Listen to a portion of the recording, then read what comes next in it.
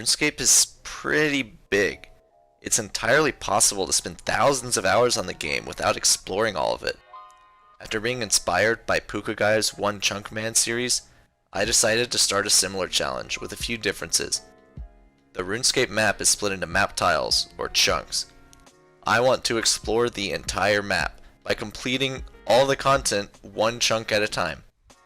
Once I complete a chunk, I choose myself a new chunk to unlock, all with the goal of eventually accessing the entire map. This is Chunk Man only, my one chunk at a time Iron Man.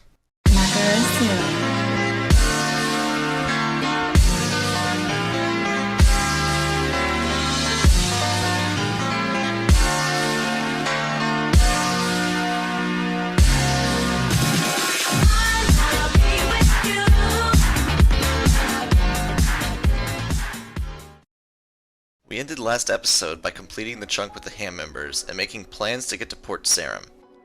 Our plans were to unlock the anvil by Varrick West Bank first, so that our only anvil wouldn't be in the Draenor sewers, and then we'd head west to Port Sarim. Last episode, I said that ham members would be faster thieving XP than farmers. After trying to pickpocket ham members for a while, I realized that probably wasn't actually true. With the ham members, when you fail, there's a chance you'll be thrown into their jail and be forced to picklock your way out. Or worse, you'll get sent outside and have to picklock the trap door to get back in.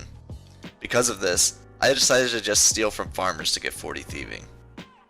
If you remember, I decided to give myself time to take feedback and figure out if going north was really the best idea. I waited until I got 40 thieving to unlock the north chunk.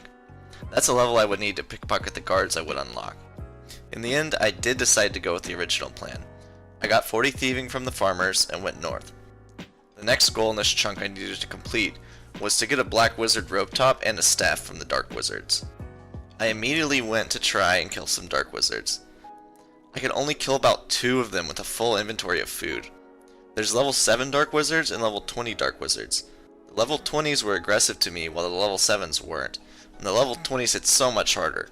So after trying a few times to kill them, I decided the best course of action was to just train up my combat level to 41 so that the level 20s would no longer be aggressive. While trying to kill the dark wizards though, I noticed something interesting. There's a master farmer in this chunk. I could pickpocket him and get some hop seeds to get some real farming XP that wasn't just from raking. So while training my combat, I tried to grow some hops. My first 3 attempts at planting hops ended up dying though. Eventually, after killing a lot of cows, I got to 41 combat and could safely kill just the level 7 dark wizards. After a few minutes of killing them, I got the drops I needed, the staff and the black wizard rope top. So, on our road to unlocking the Varrick West Bank anvil, the next step is to go north again into central Varrick. Here there's lots of shops, the Varrick East Bank and... Whoa, wait, what the hell? Is that an anvil right there? Yeah, I didn't notice that until I got to the chunk. There's an anvil pretty close to Varrick East Bank, so this would be the last chunk in Varrick I needed to unlock after all. Anyway, there's quite a lot of new best in slot items I could just buy from the stores. A red cape, leather gloves, a mithril plate body, an adamant sword, elemental staves, and most notably, a maple shortbow. To equip this, I'd need to get 30 ranged. So, I bought 1.5k bronze arrows as well as every tier of bow up to maple. Before going back to cows to get 30 range though, I completed the Varrick Museum questions and got myself a free level 9 Slayer and Hunter. By the way, apparently RuneLite has a plugin that highlights all of the correct answers for the Varrick Museum questions in a bluish green font. So, I opened up a guide for it and then realized I didn't even need to use it at all. After that, I went back to the cows. Before I trained my ranged though, I used my new fire staff to fire strike my way to 25 magic. I had gotten a few law rune drops from the dark wizards, so having a Varrick teleport unlocked would be a good convenience. I then trained my ranged up to 30. Oh, and my hops finally grew successfully. There's a few smaller things to do, like starting Romeo and Juliet, and some easy tasks like giving a dog a bone and buying a newspaper. Once I had done this, it was time for a new chunk again. Remember, our goal here is to get to Port Sarim. So I went west to the chunk that contains the northern part of Draenor Village. Here there's an entrance to the Draenor sewer, a highwayman, the Vampire Slayer quest start, and the entrance to the Draenor rooftops. The first thing I did was kill a highwayman to get the black cape, since I like it better than the red one I already had. Since I have no way to train agility other than lamps, and also the whole course isn't unlocked yet, I can't do the Draenor rooftop course yet. This means the only thing I had to do was kill a zombie in the sewers for the easy task requirement. Quick, easy chunk. So, I went west again to the chunk with the farm south of Falador. As I explored the chunk, I noticed one thing I did not expect, and something that in all my years of playing, I didn't even realize existed in the game. A loom. A loom is a weird little thing you can use to make 4 different things out of very weird materials. You can make a strip of cloth at level 10 crafting using 4 balls of wool. You can make an empty sack at level 21 crafting using 4 jute fibers. You can make a drift net at 26 crafting out of 2 jute fibers. And you can make a basket at level 36 farming with 4 willow branches. Well, that doesn't matter, right? I have no way of getting jute fibers or willow branches, and I already have balls of wool and greater than 10 crafting, so the bolt of cloth is no problem. Well, to understand why this matters, we had to look at what we're doing next. We want to get to Port Sarim, and in Port Sarim, there is a charter shop. In the charter shop, there are pineapples, which can be used to make pineapple pizzas, which require 65 cooking. We can churn the cheese and grow the tomatoes for the pizza, so once we unlock Port Sarim, we must get 65 cooking. Because we need to train our cooking so high, we probably want a better cooking method than stews. So, seeing as Port Sarim has a fishing shop that will get us a net, fishing rods, and bait, it would make sense to unlock Draenor Village before Port Sarim, which has a shrimp and anchovy fishing spot, so we can train our fishing level up to the level where you can fish trout and salmon in Lumbridge, giving us a decent method to train cooking. Also, Draenor Village has a spawn of cheese and tomato, so it'd be easier to get those ingredients. But when we unlock Draenor Village, we also unlock the seed shop there. And in this seed shop, there's a lot of seeds, but one of the ones that's actually in stock is jute seeds. So, this would mean we'd have a primary source of jute fiber.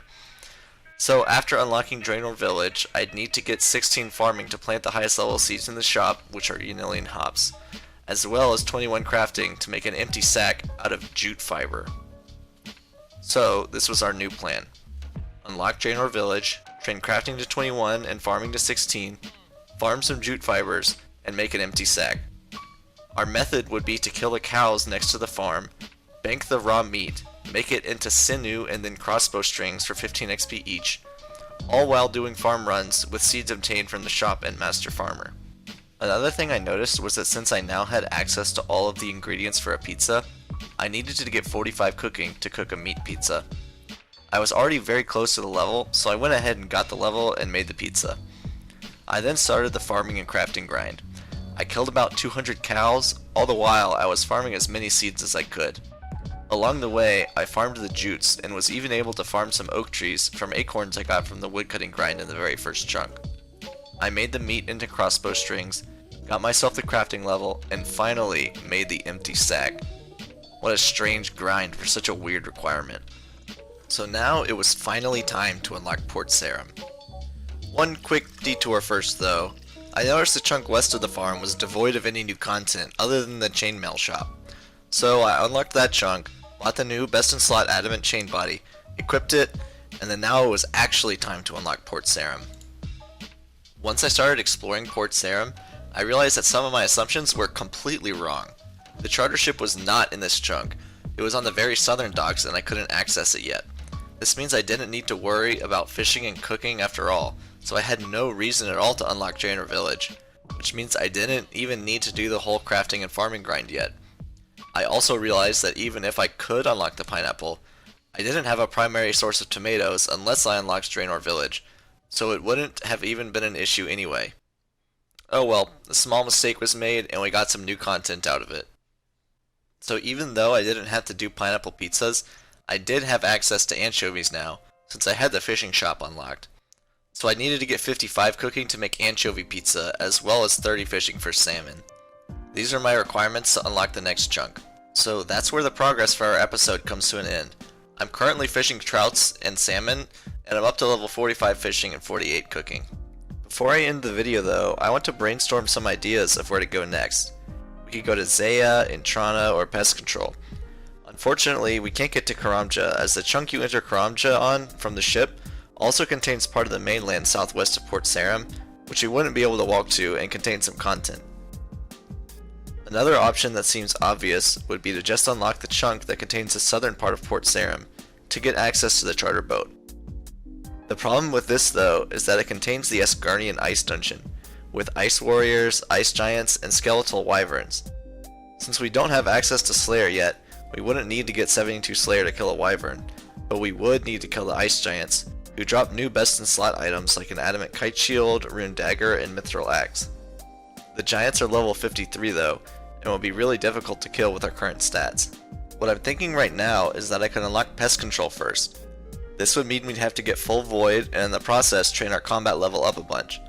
This would also give us a decent method to train prayer. We could get 43 prayer and full void, as well as a decent combat level, and then unlock the southern chunk. We'd be able to kill the ice giants with no problem, and then we'd have access to the charter ship, which gives us a bunch more options. Another option would be to unlock the eastern part of Lumbridge Swamp, which contains the shed used to get to Xanaris. We'd then have to get 30 smithing because we'd unlock the copper and tin. But then we could unlock Intrana and finish the Lost City quest, giving us access to a dragon longsword. I haven't fully thought out what we'd unlock with Xanaris, so there may be some unexpected grinds there I haven't anticipated. If you guys have any information I'm missing about these two options, or any other suggestions, please let me know. I want to make sure I make the right choice, and your feedback and suggestions are crucial. Thanks so much for watching. If you enjoyed the video, please give it a like and share it with anybody you think might also enjoy it. Also, if you subscribed, it would give me some precious dopamine, so please consider doing so. Hope you all have a great day.